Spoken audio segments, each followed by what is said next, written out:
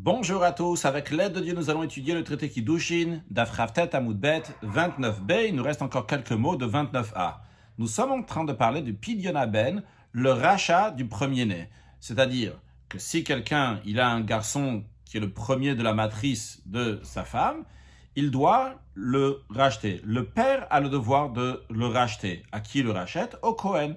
Le père donne 5 slaim, 5 pièces de 1 sela au Kohen, et par cela, donc, il rachète son fils. Si le père n'a pas racheté son fils, eh bien, plus tard, lorsque le fils va grandir, il devra se racheter à lui-même.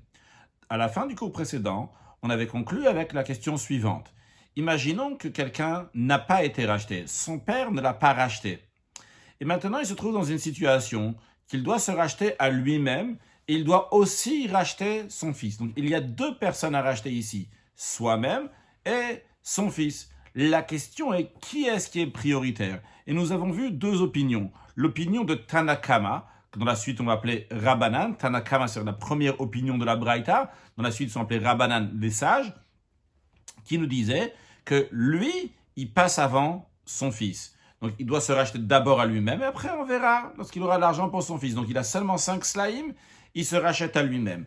Par contre, Rabbi Yehuda, il n'est pas d'accord. Il dit qu'il doit d'abord racheter son fils. Pourquoi? Parce que c'est la mitzvah du père de racheter son fils. Donc, ce papa, il a le devoir de racheter son fils, même si lui-même n'a pas encore été racheté, mais il a le devoir de racheter son fils.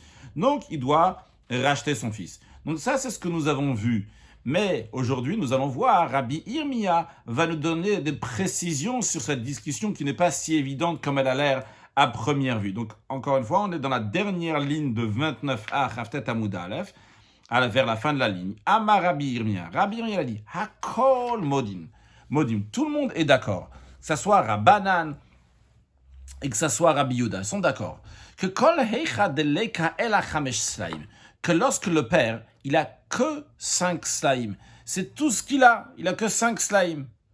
Dans ce cas-là, c'est sûr que Hu Kodem Livno, c'est sûr que lui, il a la priorité par rapport à son fils, donc il se rachète à lui, et après, lorsqu'il aura les moyens, il va racheter son fils. Sur ça, il n'y a pas de discussion. Rashi, Kol Heicha, de l'etle nirse el ha-slaim, lorsque le père, il n'a pas donc des moyens, donc des biens, donc il a seulement 5 slaim, eh bien, il passe avant son fils. Il va prendre donc les biens qu'il a, qui vaut 5 slaim, il va les vendre, et il va recevoir 5 slaim. Par cela, il va se racheter à lui-même. Sur ça, il n'y a pas de discussion.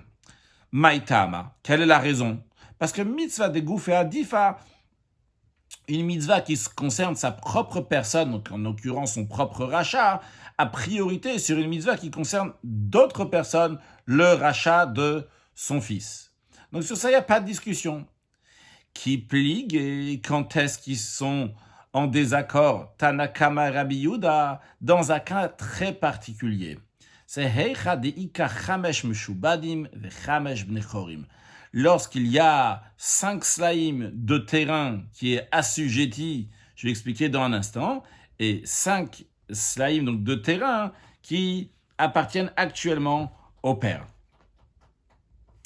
Alors, avant de continuer, donc juste savoir, lorsque Reuven, il fait un prêt à Shimon, il dit, Shimon, s'il te plaît, prête-moi tant et tant d'argent.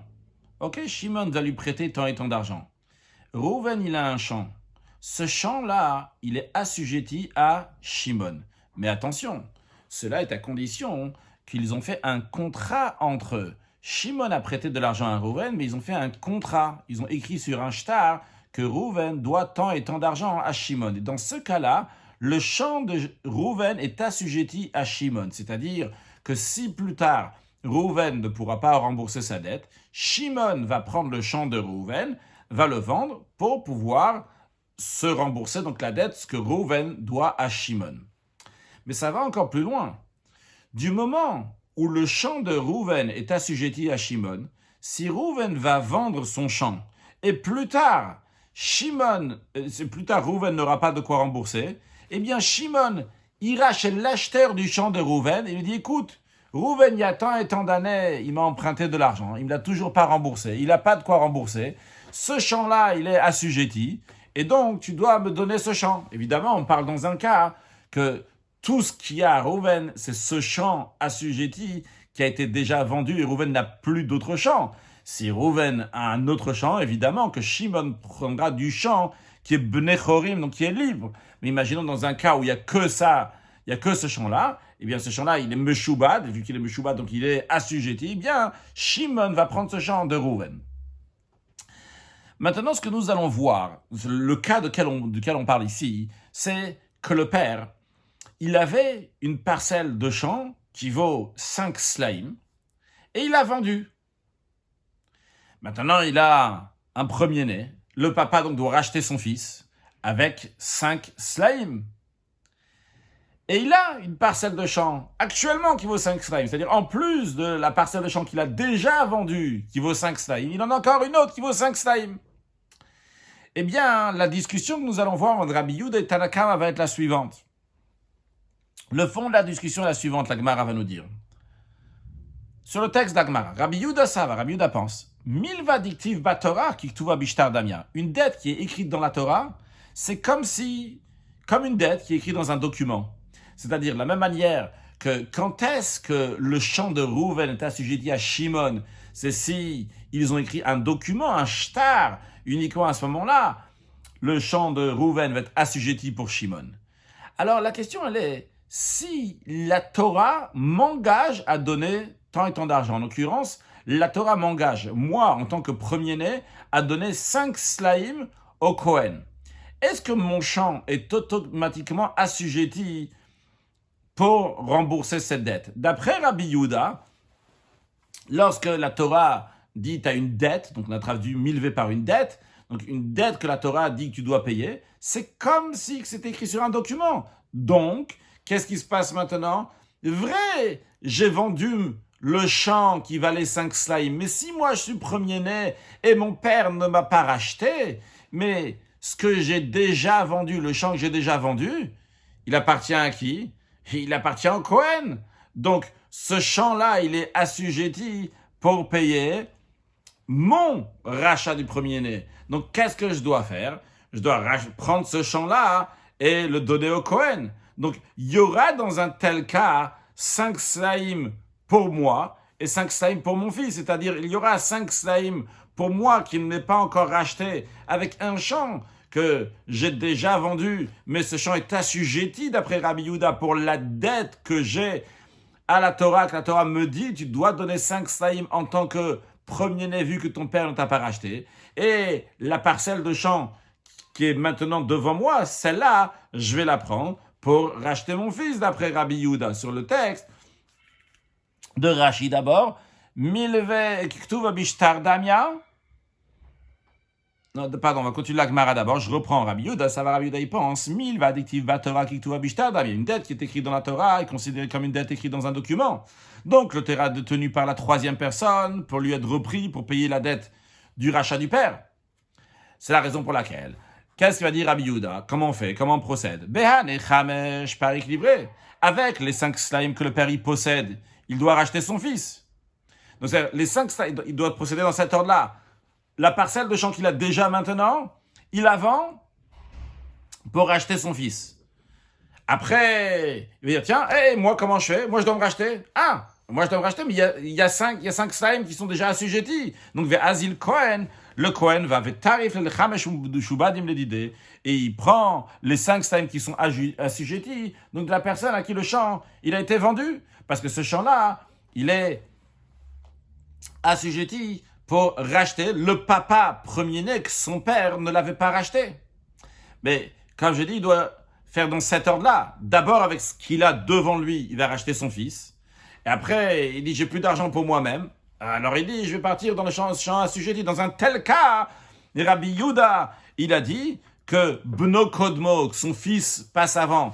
Oui, son fils passe avant, parce qu'avec l'argent qu'il y a ici, achète ton fils. Rachète ton fils. Parce que tu ne peux pas racheter ton fils avec les 5 slaim donc du champ que tu as déjà vendu.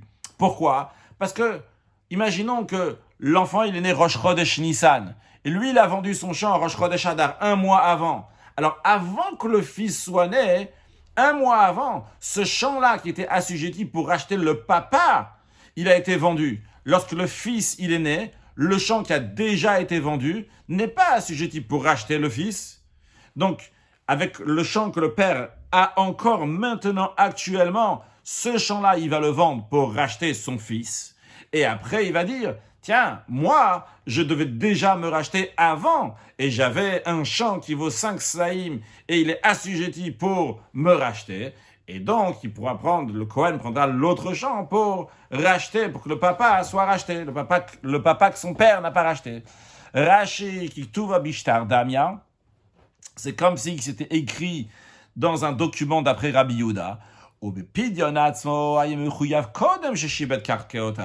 Le rachat de soi-même, ce papa avait donc l'obligation, était tenu de se racheter avant qu'il a assujetti ses terrains, ses champs. Veyito fait à la corotte et il va prendre de la corotte des acheteurs. Il va reprendre de chez eux pour payer sa propre dette envers la Torah, les 5 slaïm qu'il doit au Kohen. Hilkar, c'est la raison pour laquelle Rabbi Yehuda dit que la procédure doit être la suivante. Bechamesh bnechare, avec les 5 slaïm qui sont d'un champ qui est disponible, donc qui n'est pas assujetti, des Ika qui sont là par équilibré, il va racheter son fils. Des Enzeona, il n'y a pas de tromperie envers les lakorot, les acheteurs. Pourquoi? Sharem mitzvah beno alav, yoter mi mitzvato. Vu que, en effet, il doit racheter son fils. Donc, avec les 5 slaïm qu'il a devant lui, cette parcelle de champ, il vend, et il rachète son fils. Après, il dit, mais je dois me racheter aussi. Donc, il repart chez les lakorot, chez les acheteurs de ce champ pour donner au Kohen. Juste à noter pour ceux qui s'inquiètent des acheteurs, que finalement, on doit toujours rembourser aux acheteurs. C'est juste que les acheteurs seront bien embêtés parce qu'en attendant, on n'a pas de quoi leur donner, mais en tous les cas, la personne aura une dette envers les acheteurs. Si les acheteurs, ils ont acheté un champ à 100 euros, on vient leur reprendre le champ, finalement, on devra leur rembourser ces 100 euros. Juste qu'actuellement, en tous les cas, la personne n'a pas de quoi leur rembourser les 100 euros. Je referme la parenthèse.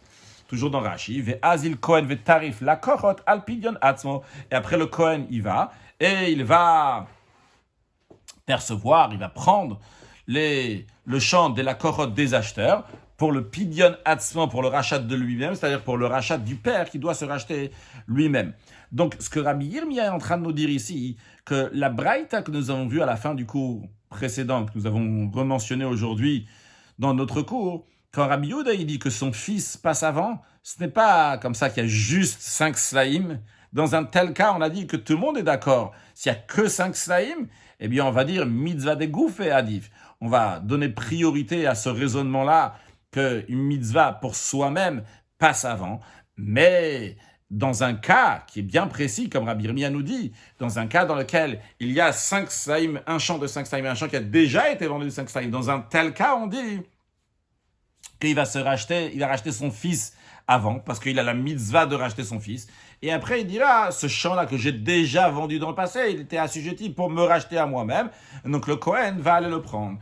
Continuons dans la Gemara, vers Rabbanan Savre.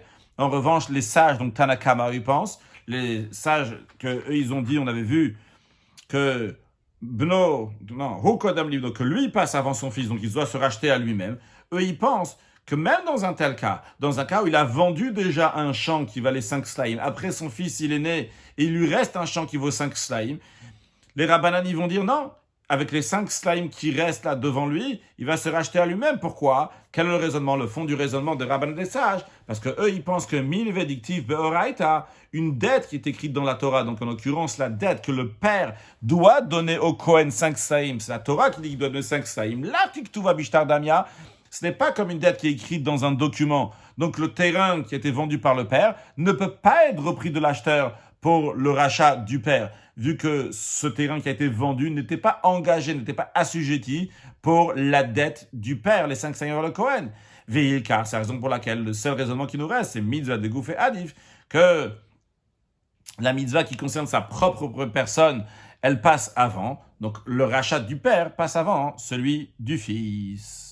Rashi, lav kiktuva bishtar dame, d'après Rabbanan, d'après les sages, d'après Tanakama, cette dette que la personne elle doit, parce que la Torah lui dit qu'elle le doit, c'est pas comme si c'était écrit dans un document. Donc ve'enogove mimshubadi, mais donc il n'encaisse pas des biens qui sont des biens qui ont été vendus, des biens qui ont été, il y a pas de biens qui sont meshuba, qui sont assujettis, il n'y a pas de quoi prendre.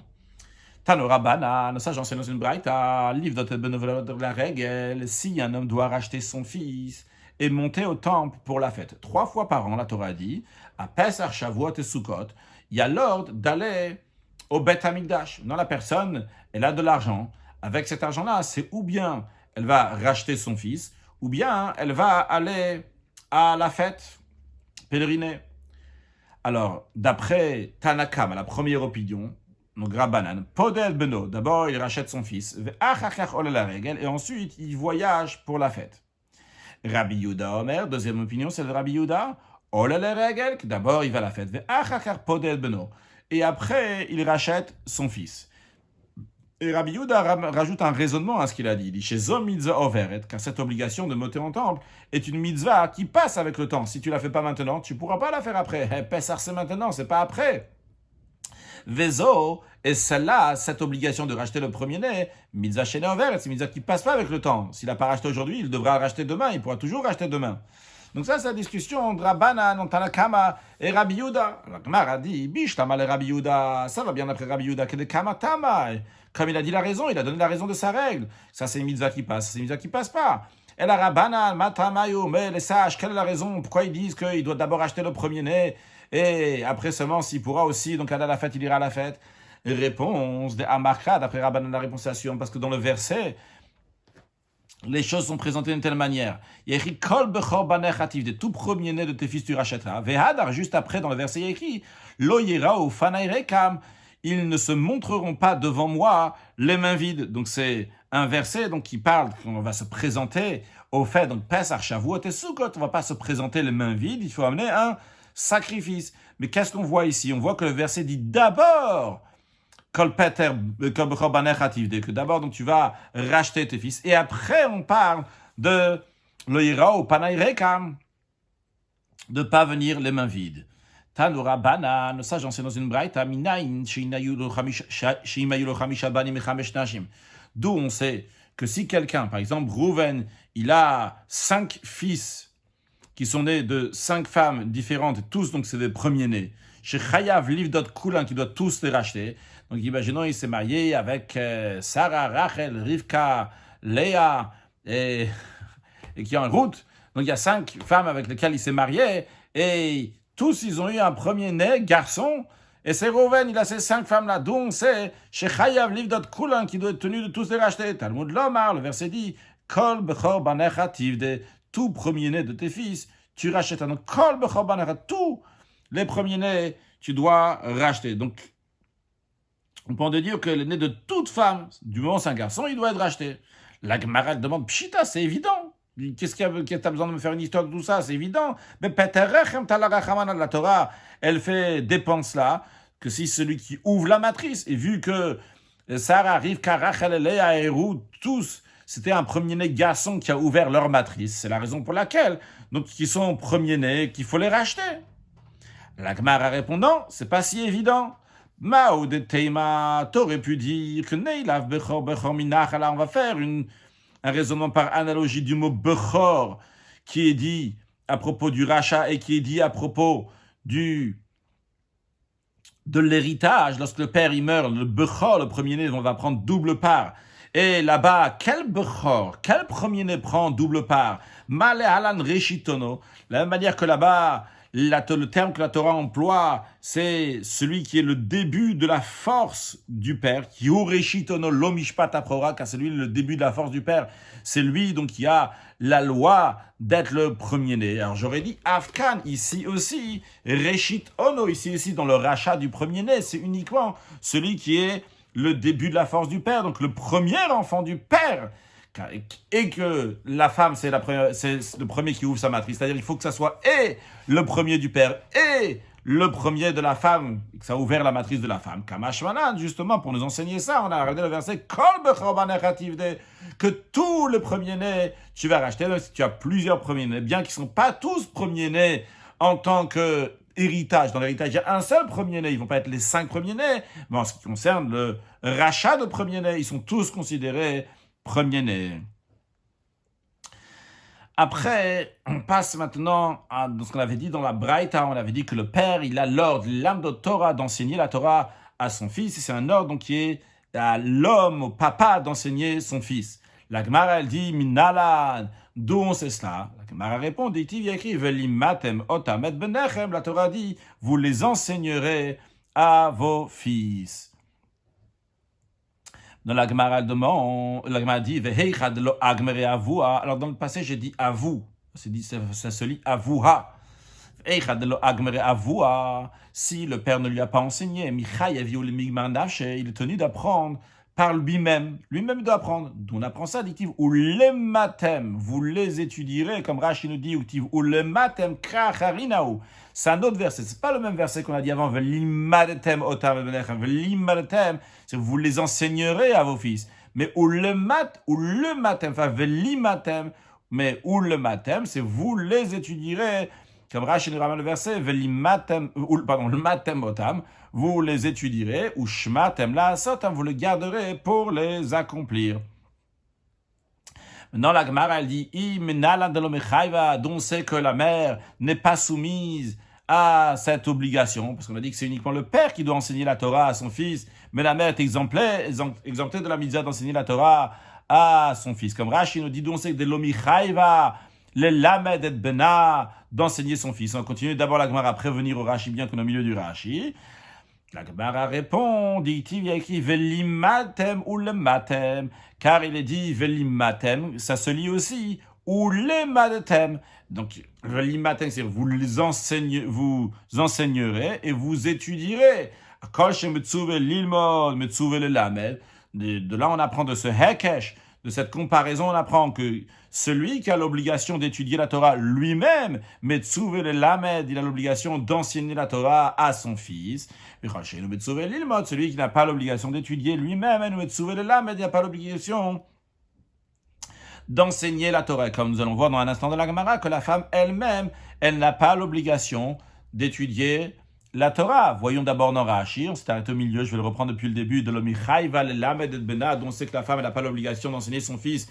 Dictive, Rashi nous dit, parce qu'il a écrit Velimatem, vous les enseignerez à vos enfants. Carébé, on lit ce Velimatem, on le lit aussi, ou Lematem, les Akushinu, pour faire un hekesh, une comparaison, de dire de l'Omifagda l'Ilmod, qu'elle n'a pas l'ordre d'étudier la Torah, vu qu'elle n'a pas l'ordre d'étudier la Torah, donc elle n'a pas l'ordre non plus d'enseigner la Torah.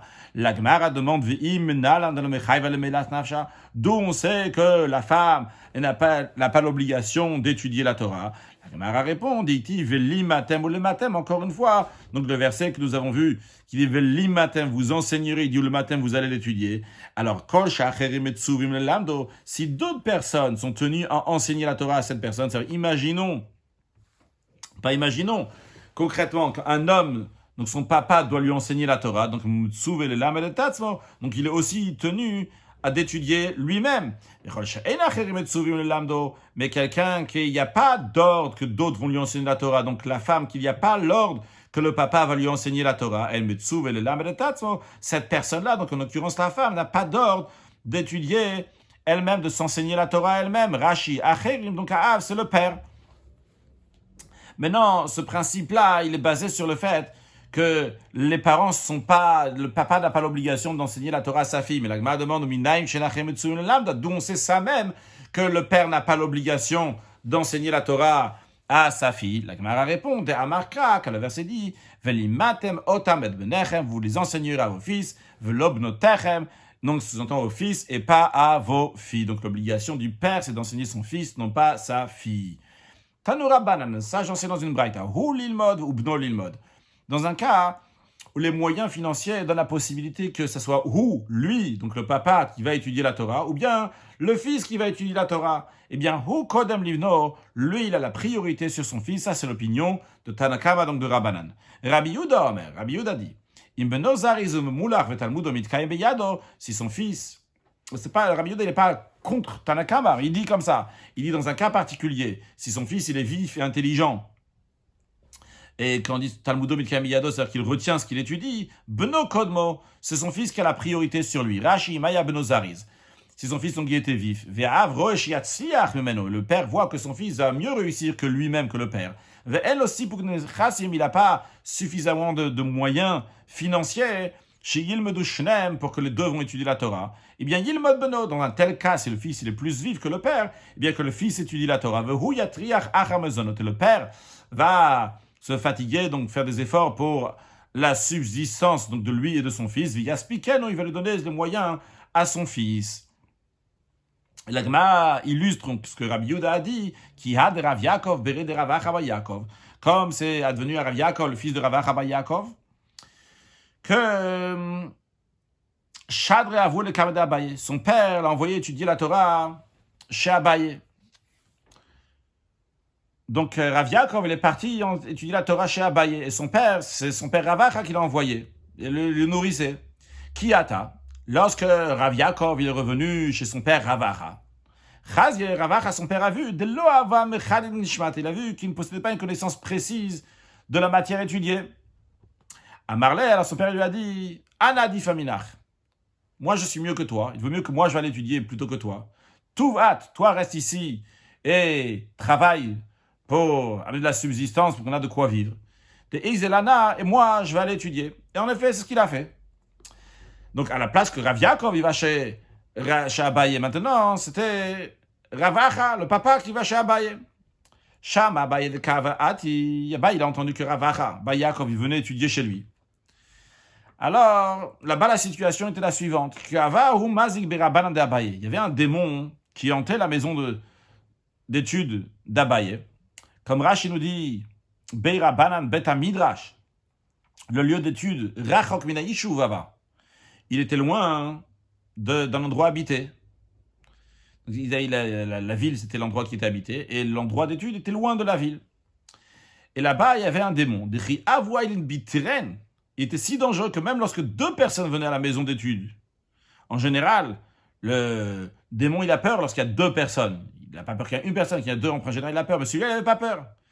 Afilobimama, même le jour, en général, le démon, il n'a pas peur la nuit, mais le jour, il a peur. C'était le jour.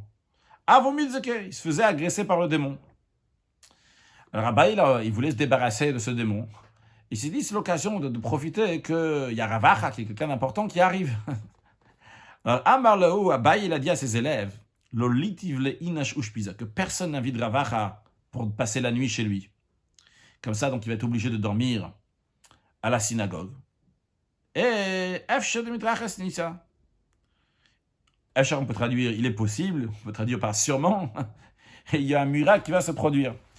Rashi, lolitiv, le inishushpiza, que personne lui donne un endroit d'invitation, les Rav Acha Rav Acha. Val kocho yalin bet amidrash, donc il leur dit à ses élèves, comme ça, contre son gré, il sera obligé de passer la nuit dans le lieu d'étude. Mitoch hasiduto, et vu, grâce à sa piété, yaselones, un miracle va lui être fait. Veyarok et Tamazi, qui va tuer ce démon. En effet, ce qui s'est passé, Rav Acha, il est venu, pour passer la nuit, il a dormi là-bas. Beroubera Banan, donc en tout cas, il dormit, je ne sais pas, en tout cas, il a passé la nuit dans la maison d'études. Et il a vu ce démon-là, il damele ketanina de Shiva rejvate. Il lui est apparu sous la forme d'un serpent à 7 têtes. Alors Rav Acha, il a commencé à prier. D'abord Rashi, ça veut dire l'âne, il a passé la nuit. Idamele, donc ce mazik, ce démon lui est apparu, donc mazik, ce démon, ketanina de Sheva Reche. Rashi, il a une autre version de la Gemara, Reshvate, Reche, c'est la même chose. Donc, il est comme un serpent donc, qui a 7 têtes. Shailu Sheva Gulgol, qui avait 7 crânes. Donc Rav Acha, il a commencé à prier. Kol kriya dechara, chaque fois qu'il se prosternait, dans sa prière, Natar Chadreche, il y avait une tête du serpent qui tombait. Donc finalement, il s'est débarrassé en effet de ce serpent, de ce démon.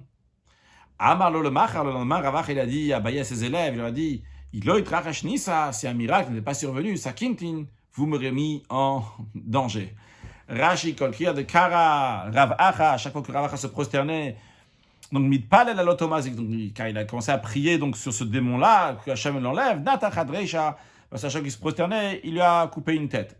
Et le lendemain, il a dit, s'il n'y avait pas eu un miracle, Sakintin, vous m'avez mis en danger, si kantem oti en hébreu, donc vous m'avez mis en danger.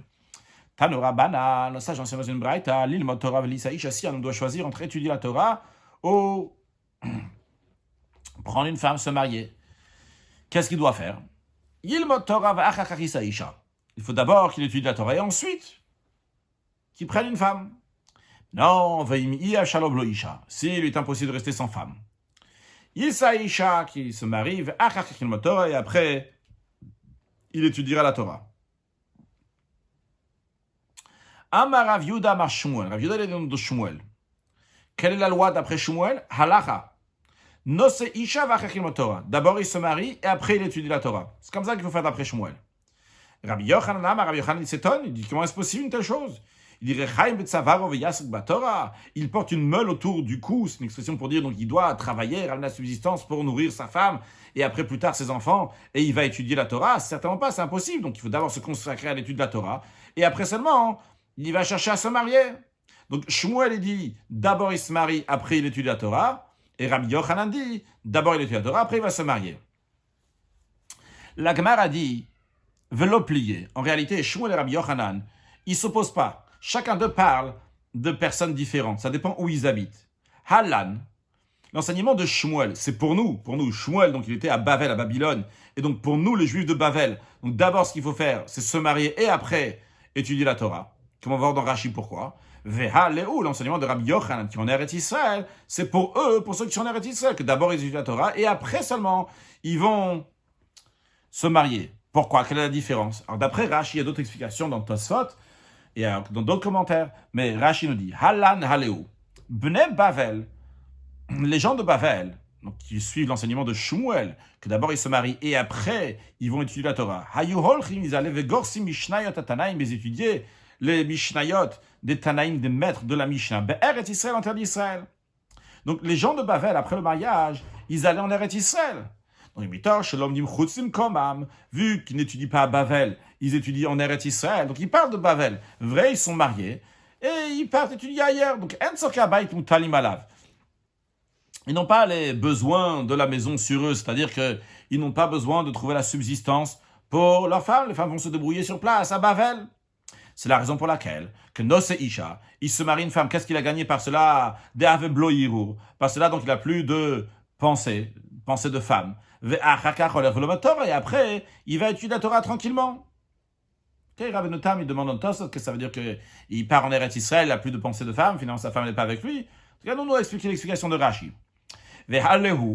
Et cet enseignement de Rabbi Yochanan, donc c'est pour eux, c'est pour ceux qui sont en Eretz Israël. Rashi explique, l'Ibn Eretz Israël, pour ceux d'Eretz Israël, l'homme d'Imim Kovam, qu'ils étudient sur place. Imnose Isha, s'il va se marier, Yutzorka Bait Mutanimala, vu qu'ils étudient sur place en Eretz Israël, s'il va se marier, il va avoir les besoins de la maison et donc il va devoir travailler. Il va tlou, ça va le déranger d'étudier la Torah. C'est la raison pour laquelle, si on est en Eretz Israël, il faut d'abord étudier la Torah et après se marier. Mara raconte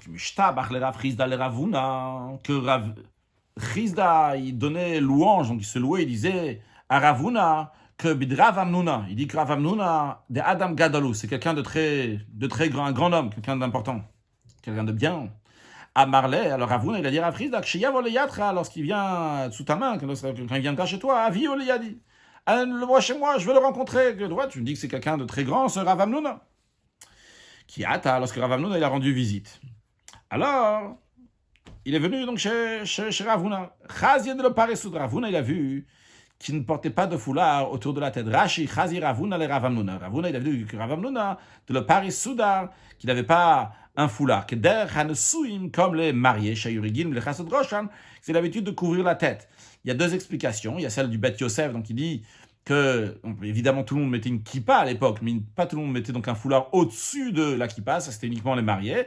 Une deuxième explication qu'il a vue donc au moment de la prière, au moment de la prière, ou dans la journée en tous les cas, qu'il n'avait pas le talit gadol, donc le grand talit qui est mis sur la tête, uniquement une fois que la personne elle est mariée. Donc, en tous les cas, il a vu qu'il n'était pas marié. Alors, il a vu qu'il n'avait pas de foulard, ce qui sous-entend qu'il n'est pas marié, mais quand même, Ravuna a pris des pincettes. À Marley, il lui a dit, à Ravuna, il lui a dit, comment ça se fait que tu n'as pas de foulard? À Marley, Ravuna lui a répondu, de l'onasivna. Il lui a dit, comment? Parce qu'en effet, je ne suis pas marié. Alors, à ce moment-là, Adrinu l'apemine Ravuna, il a détourné sa face de lui. À Marley, il lui dit, Chazé, veille, de le chazit leu le ape, que je ne vais pas voir son visage, ad nasat, jusqu'à que tu sois marié. Il lui a dit, en deux mots, il a dit à Rav Amnuna, il lui a dit, je ne veux pas te voir tant que tu n'es pas marié. Et Ragmar dit que Ravuna l'État. Mais Ravuna s'est exprimé conformément à sa propre opinion. De Amar qui dit que si un homme atteint l'âge de 20 ans et il n'a pas encore pris de femme, Kol Yamaba verra tous ses jours, ça même après qu'il va se marier, il sera dans la faute. La Gemara dit Vera Sakanata, penses-tu vraiment qu'il est toujours, toute sa vie, il va être dans la faute? Il commet à tout instant des actes immoraux. La Gemara répond, elle a Eima Kol Yamavehirura Vera, toute sa vie, si c'est pas marié avant 20 ans, toute sa vie, eh bien, il est avec des pensées de faute. Amar Rava, il a dit, Rabbi Ishmael est ainsi. Il enseigne dans les chefs de Rabbi Ishmael, Ad Esrim Shana, jusqu'à l'âge de 20 ans. Yoshev HaKadosh Baruch Hu Metzapelad, HaKadosh Baruch Hu, littéralement, il est assis, donc il attend. Matai Saïcha, il dit, quand est-ce que l'homme va se marier? S'il atteint l'âge de 20 ans, il ne s'est pas marié. Omer Ti Paratzmot, Dieu dit que ses os gonflent. Amar Rav Chizda, il a dit, et ça que je suis meilleur que mes amis, car je me suis marié à l'âge de 16 ans. Si je suis marié à 14 ans, certains expliquent ici que 14 ans, c'est au début de la 14e année jusqu'à 13 ans. En tout cas, on va traduire littéralement 14 ans. Avamina, j'aurais dit j'aurais dit au Satan, Gira beinecha, des flèches dans tes yeux. J'aurais pas eu de quoi craindre, comme Rashi nous dit. Avamina les Satan, j'aurais dit au Satan, Gira beinecha, c'est-à-dire itimide garebo. Donc j'aurais pu me mettre inciter le Satan. C'est qui ce Satan? Le Satan Getzera, c'est le mauvais penchant. Veloïra, j'aurais pas eu peur chez Yartieni qui me fasse fauter. Donc après, vu qu'il s'est marié un peu après, à 16 ans, ça fait qu'il n'est pas au top niveau.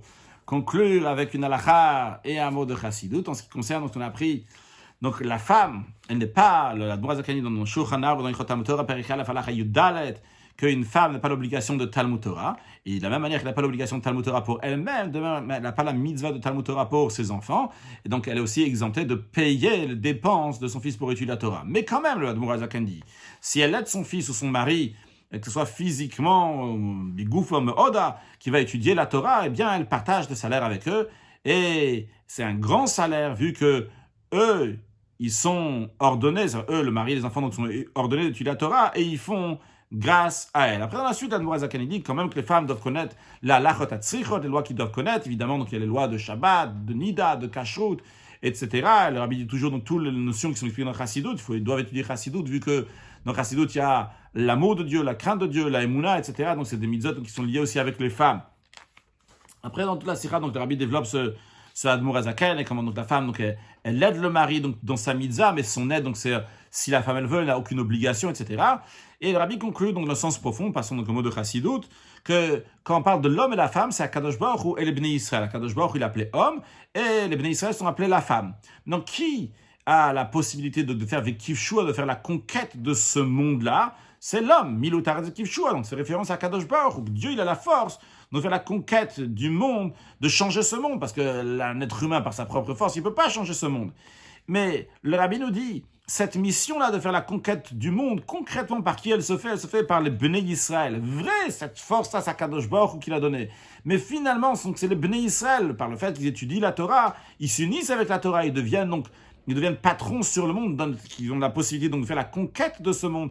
Et vu que les Bnei Israël, donc comme la femme, ils aident dans ce travail de faire la conquête du monde, eh bien, il devient associé avec Akadosh Baruch Hu dans cette mitzvah de dire à Betatonim de faire la demeure à Akadosh Baruch Hu.